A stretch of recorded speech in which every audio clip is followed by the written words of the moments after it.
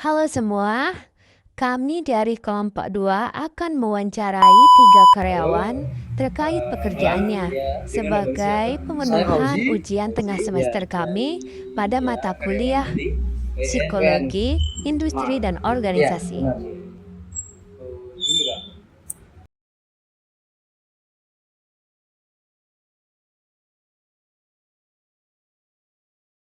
Awal-awal itu pakai ijazah, pengalaman, terus eh, apa itu wawancara sama juragan. Habis itu 1 minggu baru kerja. Oh itu sudah termasuk tahapannya ya? Sudah tahapan Ijazah, ijazah, pengalaman kerja, terus wawancara 1 minggu pas kerja. Sebelum langsung kerja itu ada training dulu nggak bang? Itu training 3 bulan. Oh, trainingnya 3 bulan. Ya. Tapi training itu digaji sama juragan itu. Oh, digaji. Iya.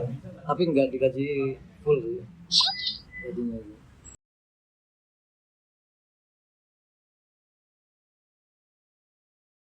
Banyak pengalaman kalau kerja di sini. Motivasinya itu punya wawasan baru, punya skill untuk komputer, terus berbincang sama sales, bisa apa itu ngatur keuangan gitu loh, Mbak. Bisa. oh, jadi lebih ke pengembangan diri abang Iya, ya? benar. Untuk meningkatkan skill abang, jadi Benar. itu motivasinya. Iya, benar. Eh, itu kan pasti semua orang kalau kerja, entah itu kerja di suatu perusahaan atau apa ya, pasti itu ada di mana fase mereka itu down atau lagi gak semangat kerja. Ketika abang merasa kayak gitu, untuk abang semangat Membangkitkan. lagi, untuk membangkitkan semangat lagi itu apa? Minta doa sama orang tua aja. Oh, Bener. spiritual ya. Iya, bener. Kalau pas lagi pusing di toko itu, saya bilang mama mau doain mah. Saya nggak enak di toko itu, kayaknya ada yang apa itu di hati itu kayak nggak ada rasa yang nggak enak gitu loh. Jadi minta doa sama orang tua, sama ke wali-wali itu aja. Itu aja yang apa itu yang saya rasakan gitu. Membangkitkan semangat abang gitu ya. Bener.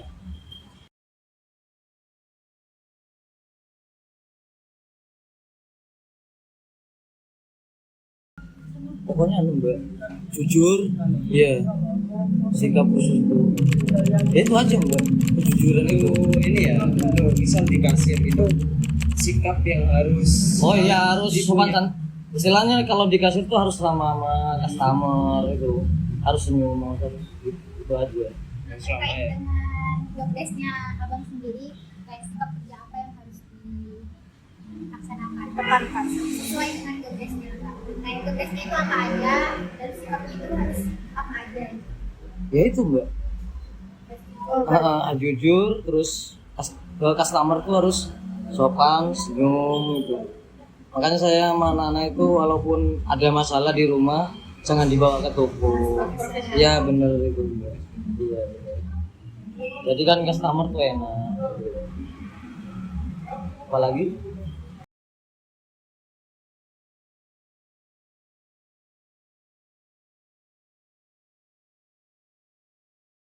misalnya kayak doa sama-sama atau enggak, itu doa pribadi aja. oh pribadi Iya, masing-masing. iya.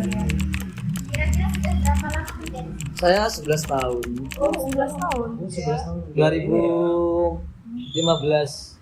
2015. 10 ya? 10 tahun ya? Iya, 10 tahun. Hampir 10 tahun. 2015 September saya kerja di sini, ya hampir 10 tahun. Jadi pengalaman alhamdulillah banyak lah pengalaman di sini.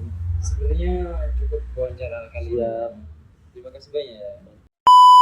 Saya Mas Laha, selaku karyawan di EBC Bidang.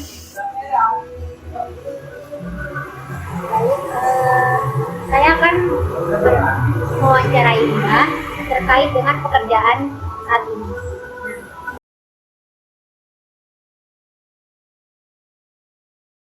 Jabatan saya di EBC Digital Print untuk saat ini masih sebagai admin dan operator.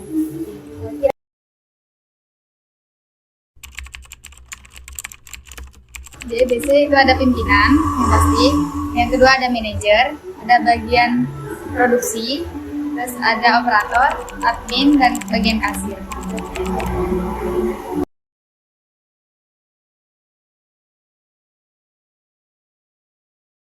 Di sini pertama itu menghandle adanya chat masuk karena kita itu beroperasionalnya kan lewat WhatsApp secara langsung juga dan tentunya melalui marketplace. Nah, di situ kebetulan tugas yang ada itu sementara waktu ini dilimpahkan kepada saya. Nah, dari segi WhatsApp di sini yang pasti admin harus standby. Gimana caranya WhatsApp harus terjawab secara menyeluruh dan fast respon. Nah, untuk bagian marketplace ini karena masih berlaku di Tokopedia sama Shopee. Untuk saat ini di Shopee itu kita juga harus standby untuk melihat adanya orderan masuk ataupun ada pembatalan pesanan seperti itu. Nah, untuk di bagian admin tersendiri itu ada di yang bagian untuk mereka pelaporan setiap bulannya juga dan memastikan bahwa pesanan itu tidak ada yang keteteran.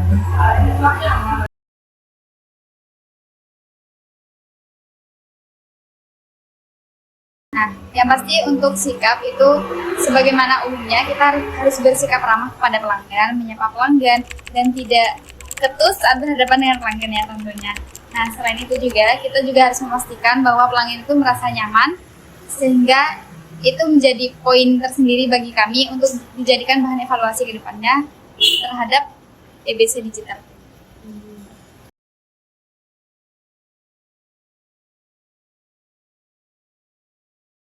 Untuk seleksi itu lebih tepatnya saya kurang tahu ya, soalnya itu hubungannya langsung sama pimpinan.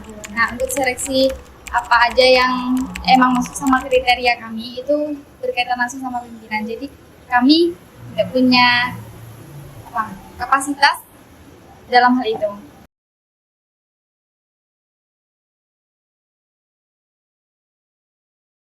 Waktu itu pastinya ya ada kelengkapan data. Kelengkapan data itu sebagaimana yang dimintai oleh toko. Kebutuhannya di bagian apa, dan kalau di bagian desain itu biasanya harus ada portofolio. Kita harus menyertai portofolio. Dan di sini kita juga nanti ada dua tahap wawancara secara virtual sama secara langsung. Nah, ketika langsung itu kita membawa berkasnya di sini dan ditanya nggak hanya seputar pekerjaan atau skill, tapi juga bagaimana langkah kita 1, 2, atau bahkan 5 tahun ke depan di EBC Digital. Sudah berapa lama bekerja di Masih satu setengah tahun.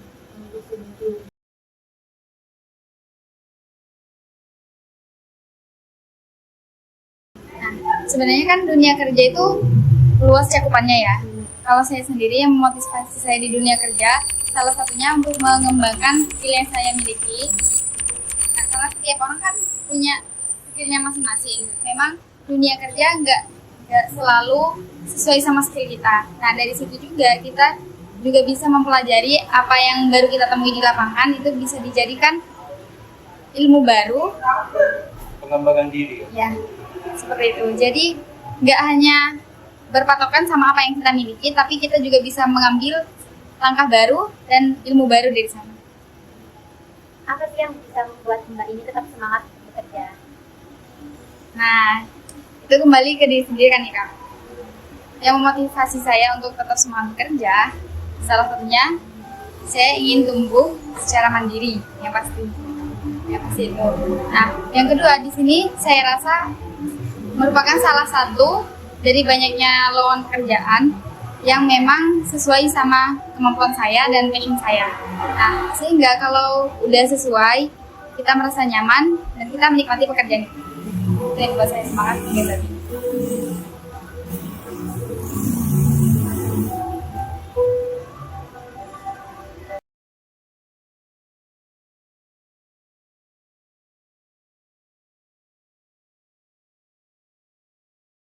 Di toko ini misalkan seperti sebelum buka toko harus saling membaca doa kayak menurut keyakinan masing-masing gitu, seperti itu. Sejujurnya kalau di EBC Digital Print itu tidak ada peraturan yang seperti itu ya Kak. Jadi kita sifatnya lebih ke fleksibel kepada karyawan. Ada tambahan lagi nggak? Tidak. Terima kasih atas waktunya. Terima kasih kepada kakaknya udah berkesempatan untuk kita wawancarai. Kenalan kita mahasiswa dari UTM Jurusan Psikologi angkatan 2024. Izinkan saya bertanya.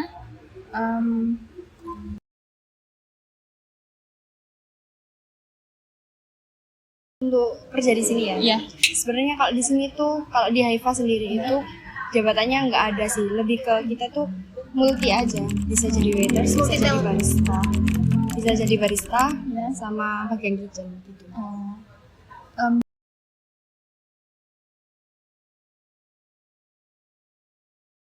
Kalau di bagian kitchen harus banget buat bersih. Soalnya kayak kan itu juga buat orang makanannya. Kalau di barista ya yang diutamain tuh penampilan biasanya. Penampilan terus kayak gimana kita melayani customer itu adalah sikapnya sendiri nanti. Yang ramah, yang itu kan harus perlu gitu. Kalau waiter sih ya itu cuma ramah aja gitu. Yang penting cakatan gitu kalau jadi waiter sih.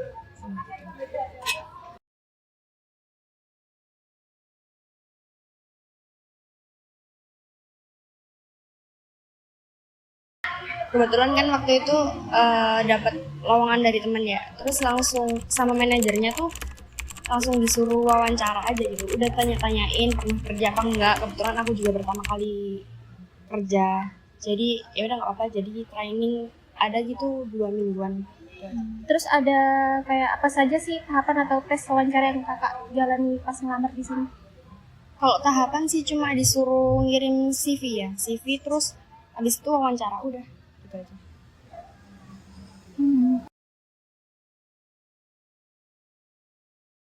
Kurang lebih kayaknya 4 bulan. Ada kontrak tertentu nggak? Misalnya habisnya kapan sampai? Kalau misal kontrak itu kalau di sini sendiri itu ya harus 4 bulan. Tapi kebanyakan teman-teman yang lain tuh belum 4 bulan udah pada keluar, udah pada berhenti gitu. Jadi nggak seberapa ketat juga kontraknya.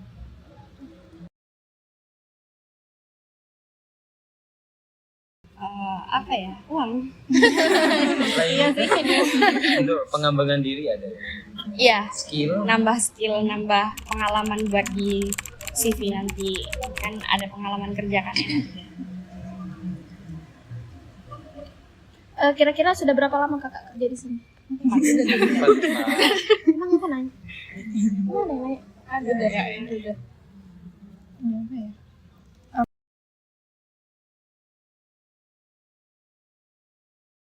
Gimana ya kalau aku sendiri kan juga mahasiswa, sama kalau ngatasin jenuh sih lebih ke partnernya aja sih, sama teman-teman yang lain tuh enaknya gimana biar seru aja gitu. Terus kayak ada tanggungan yang harus diselesaikan lah di sini gitu. Itu aja sih.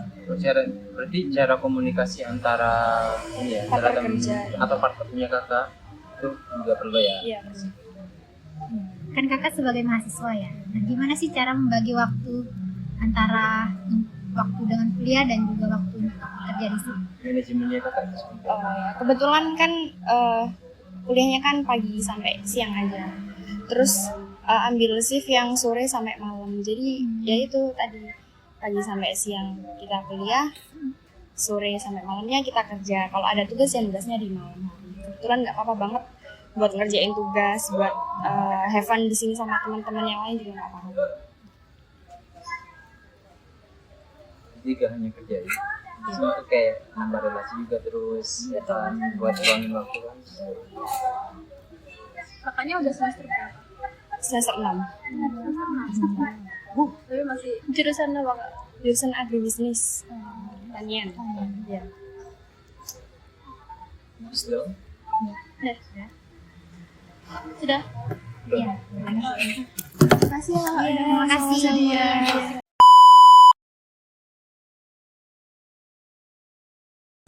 Baik, saya dan teman-teman saya mewawancarai 3 perusahaan. Yang pertama itu Toko WN, terus EBC Print, sama Haifa Cafe. Struktur organisasi dari Toko WN itu terdiri dari owner, dan karyawan. Sedangkan EBC Print itu terdiri dari pimpinan, manajer, bagian produksi, operator, admin, dan kasir. Terus untuk yang terakhir itu ada Haifa Cafe yang terdiri dari owner, manager, waiters, and kitchen staff.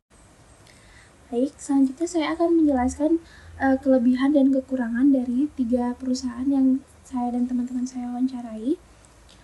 Berikut itu, pertama itu ada EBC. EBC itu termasuk dalam struktur organisasi fungsional. Nah, struktur fungsional itu apa sih? Dalam struktur ini, perusahaan dibagi berdasarkan fungsi atau bidang kerja tertentu. Setiap orang punya tugas dan tanggung jawab yang berbeda sesuai dengan fungsi mereka. Dan kelebihannya itu apa sih? Yang pertama itu ada spesialis kerja tinggi. Karena setiap orang hanya fokus pada satu pekerjaan, mereka jadi lebih ahli dan produktif. Misalnya, bagian produksi hanya fokus mencetak dan mengatur hasil cetak, sementara kasir hanya mengurus pembayaran. Dan yang kedua itu struktur yang jelas dan tertata, alur komando dan pelaporan jelas. Setiap posisi tahu harus melapor ke siapa. Dan pimpinan bisa mengatur lebih mudah lewat manajer.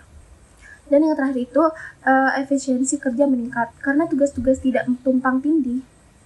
Jadi waktu tidak terbuang untuk hal-hal di luar tanggung jawab masing-masing.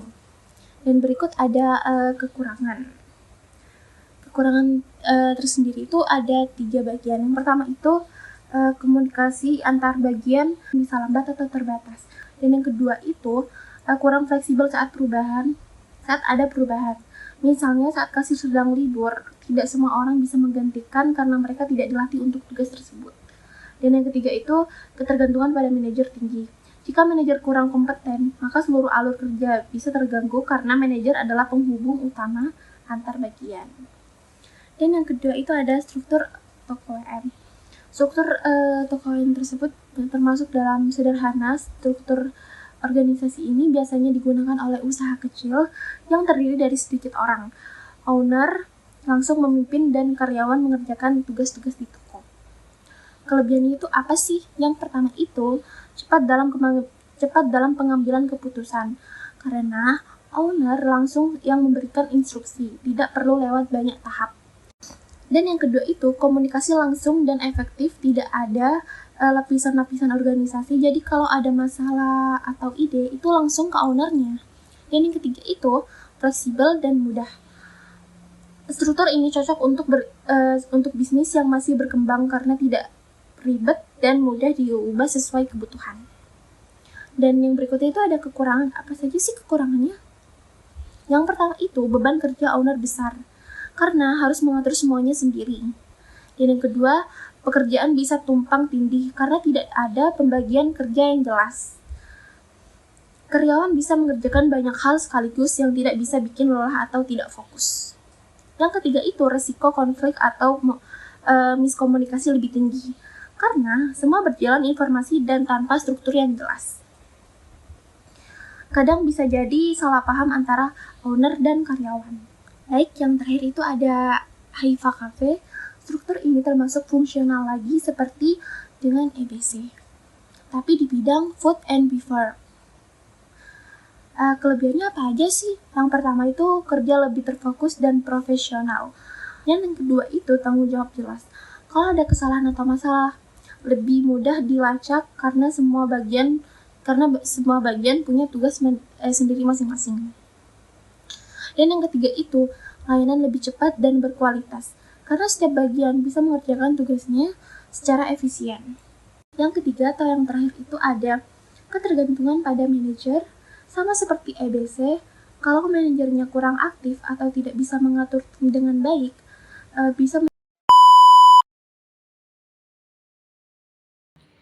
Proses seleksi dan juga rekrutmen dari 3 orang yang telah kami wawancarai relevan dengan teori person job fit dan juga person organization fit. Person job fit sendiri adalah kecocokan dan juga kesesuaian antara keterampilan dan juga pengetahuan individu dengan kebutuhan pekerjaan. Lalu person organization fit adalah kesesuaian antara nilai-nilai, karakteristik, tujuan, dan juga budaya dari tempat kerja dengan karakteristik dan juga kepribadian dari individu. Proses seleksi dari yang pertama dari WN Mart. Seleksi dilakukan dengan pengecekan ijazah dan juga pengalaman kerja. Lalu wawancara yang dilakukan langsung oleh pemilik toko dan seminggu kemudian masuk bekerja. Namun tidak langsung bekerja, sang calon karyawan mengikuti pelatihan selama 3 bulan dengan digaji secara tidak full. Hal ini mencerminkan bagaimana upaya toko dalam memastikan kecocokan individu dengan pekerjaannya melalui evaluasi keterampilan dan juga berdasarkan pengalaman kerjanya. Pelatihan ini juga bertujuan untuk meningkatkan kesiapan dari calon karyawan untuk mulai bekerja. Lalu dari EBC Printing, seleksi melibatkan 2 tahapan wawancara, yaitu wawancara secara virtual dan juga wawancara secara langsung. Ketika wawancara secara langsung, calon karyawan dihadapkan untuk membawa dokumen. Hal ini bertujuan untuk menyesuaikan antara keterampilan dan juga kemampuan dari individu itu dengan kebutuhan yang ada di toko. Isi wawancaranya berupa tentang pekerjaan, skill, tujuan-tujuan selama bekerja di EBC Print. Hal ini menunjukkan bagaimana penerapan person job fit, yaitu menyesuaikan keterampilan dan juga kemampuan dari individu ini untuk ditempatkan di posisi yang tepat sesuai dengan kebutuhan yang ada di toko. Lalu Haifa Kitchen, proses seleksi melibatkan pelamar yang melamar sendiri dengan menyertakan CV. Lalu wawancara langsung dengan manajer. Setelah diterima, calon karyawan diharuskan untuk mengikuti pelatihan selama 2 minggu.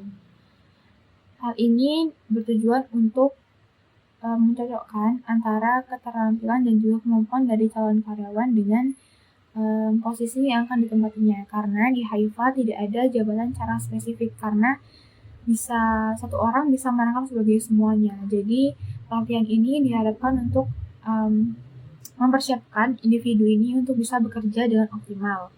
Dari 3 orang telah kami wawancarai sebelumnya, tahapan dari seleksi dan juga rekrutmennya termasuk sederhana.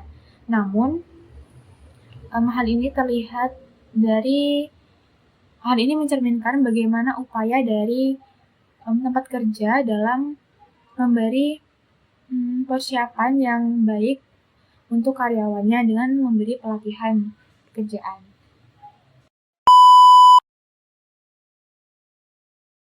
Nah, yang pertama ini kita mengambil narasumber dari karyawan WN Mart. Yang pertama ada komponi sikap. Pada bagian efektif itu semangatnya karena dukungan orang tua, terutama dalam doa ibu, itu menunjukkan ikatan emosional yang kuat. Lalu dalam perilakunya itu menunjukkan kejujuran dan juga sangat menjaga citra kerjanya.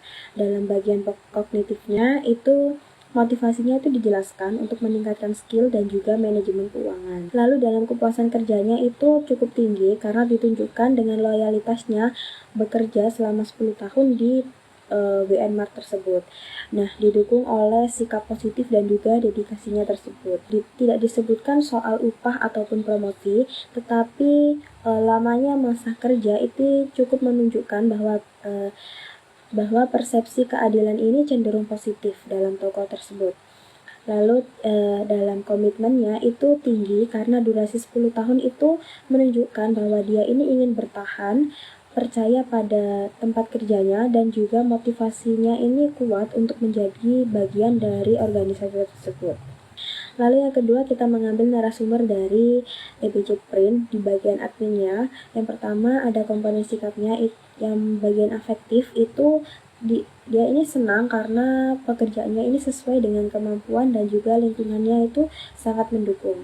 Lalu dalam perilakunya, dia ini aktif dalam komunikasi serta bertanggung jawab di berbagai channel penjualannya. Lalu dalam kognitifnya, dia ini memahami pentingnya fleksibilitas dan juga komunikasi terbuka sebagai nilai kerjanya. Dalam kepuasan kerja, dia ini cukup tinggi dilihat dari kenyamanan kerja selama 1,5 tahun dan juga pengakuan terhadap evaluasi terbuka. Dalam komitmennya itu terlihat ada keinginan untuk bertahan. Ini menandakan indikasi awal komitmen ini dalam jangka yang menengah. Lalu selanjutnya kita mengambil narasumber dari barista Haifa Cafe. Dalam komponen sikap afektifnya itu rasa suka terhadap pekerjaannya ini terlihat dari bagaimana motivasinya untuk menambah skill dan juga pengalamannya. Dalam perilakunya, dia ini rajin, cekatan, bersih, dan juga melayani customer dengan ramah. Nah, sesuai dengan sikap kerja yang aktif. Dalam kognitifnya, dia ini memahami bahwa pengalaman kerjanya ini penting untuk masa depannya. Dalam kepuasan kerjanya, dia ini terlihat puas dengan pekerjaannya karena pada pembagian waktu antara kuliah dan kerja ini disebutkan serta rasa tanggung jawabnya sebagai sumber semangatnya. Lalu dalam keadilannya tidak dijelaskan secara mendalam, namun tidak ada keluhan soal perlakuan ataupun pembagian tugas yang bisa menunjukkan persepsi adilnya. Nah, dalam komitmennya, dia ini belum terlalu kuat karena mengingat durasi pekerjaannya selama ini masih 4 bulan dan juga tujuannya ini lebih ke personal daripada loyalitas jangka panjang.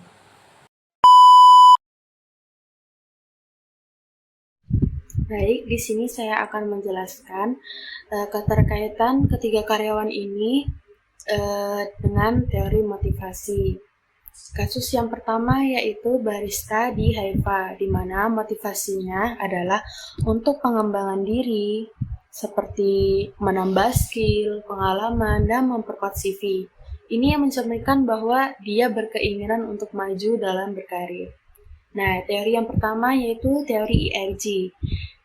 Jadi, motivasi ini termasuk dalam growth needs, yaitu kebutuhan akan pertumbuhan dan perkembangan diri. Jadi, karyawan ini secara aktif mencari kesempatan untuk meningkatkan kemampuannya. Yang kedua yaitu teori McClelland.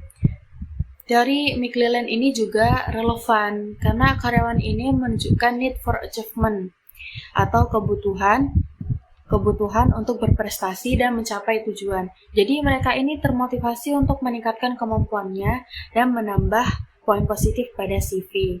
Yang ketiga yaitu teori harapan, di mana teori harapan Fromm ini menjelaskan bagaimana karyawan ini mempertimbangkan usaha, performa, dan hasil. Dan juga karyawan ini memiliki harapan bahwa usaha mereka seperti belajar dan bekerja akan meningkatkan performa mereka dan hasilnya adalah peningkatan skill dan CV yang lebih baik yang akan berdampak positif pada karirnya di masa depan.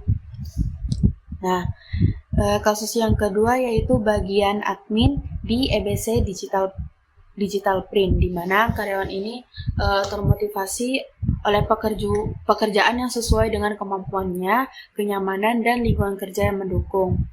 Teori yang pertama yaitu teori 2 faktor Herzberg, di mana teori ini menjelaskan 2 jenis faktor yang mempengaruhi motivasi, seperti faktor hygiene dan faktor motivator. Nah, faktor hygiene ini seperti kenyamanan dan lingkungan kerja yang terpenuhi, sementara faktor motivator yaitu seperti pekerjaan yang sesuai kemampuan dan memberikan kepuasan. Nah, yang kedua yaitu teori ERG, khususnya relatedness needs. Kebutuhan akan hubungan sosial yang positif dan nyaman di tempat kerja ini mendukung kontribusi pada motivasi karyawan. Yang ketiga yaitu teori keadilan, di mana menekankan pentingnya persepsi keadilan di tempat kerja. Jadi karyawan ini merasa tempat kerjanya ini adil dan nyaman sehingga motivasinya ini tetap terjaga. Nah, kasus yang ketiga yaitu karyawan WN Mart. Nah, karyawan ini termotivasi oleh pengembangan diri, termasuk peningkatan wawasan, skill komputer, pengelolaan keuangan, dan kemampuan diri secara umum. Yang pertama yaitu teori ERG. Sekali lagi teori ERG, karena sangat relevan gitu. Jadi khususnya di growth needs. Jadi karyawan ini secara aktif mencari kesempatan untuk berkembang di berbagai bidang. Nah, yang kedua yaitu teori Maslow. menunjukkan bahwa karyawan ini telah mencapai tingkat aktualisasi diri, yaitu keinginan untuk mengembangkan potensi maksimalnya. Yang ketiga yaitu teori McClellan. Sama seperti kasus pertama, need for achievement juga untuk achievement juga. Jadi karyawan ini termotivasi untuk mencapai tujuan pengembangan diri yang ambisius. Yang keempat yaitu teori harapan, di mana karyawan ini memiliki harapan bahwa usaha mereka akan menghasilkan peningkatan skill dan pengembangan diri yang signifikan.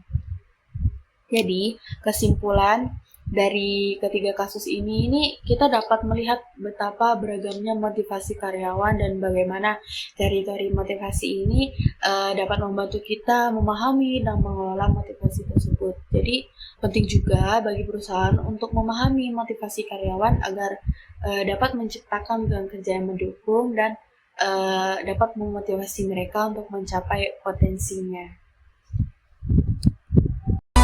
Kau bilang cinta padaku